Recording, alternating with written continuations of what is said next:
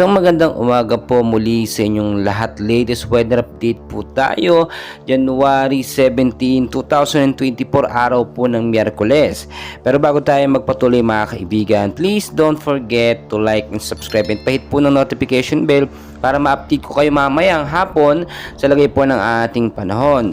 So as of now, patuloy pa rin po nating minomonitor etong active LPA po at isang typhoon sa baba po ng Philippine Area of Responsibility.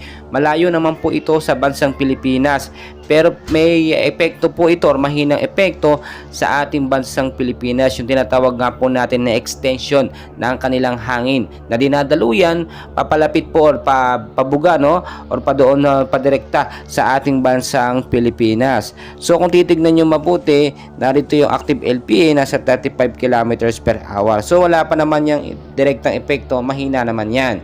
At as of now, sa loob ng Philippine Area of Responsibility at sa palibot po nito, wala naman pong bagyo o sama ng panahon na namataan.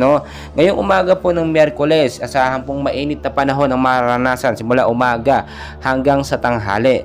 Pero pagdating po ng hapon, maging alerto po tayo dahil nga po ang hypnosis natin as of now, ngayong araw ng Miyerkules, ay shoreline po nakaka-apekto sa ilang bahagi po ng eastern section o ng Mindanao, northeast monsoon naman sa ilang bahagi ng Luzon at ng Visayas area.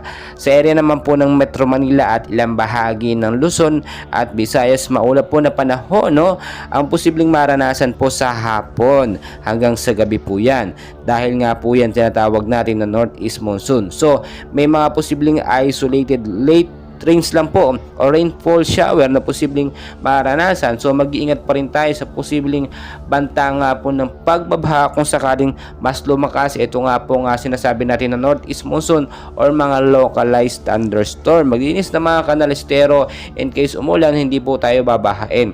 Mag-ingat din po yung mga landslide prone area dyan sa may bandang Silangang Mindanao. Dyan po madalas dumadaan yung mga active LPA, mga bagyo, at sila ang unang tinatamaan. Especially pag mataas ang lugar, mag-ingat po kayo, At lagi ko pong pinapaalala, know the weather before you go para safe tayo lagi at ligtas ang ating kalusugan. Magandang umaga po at maraming salamat po sa inyong lahat.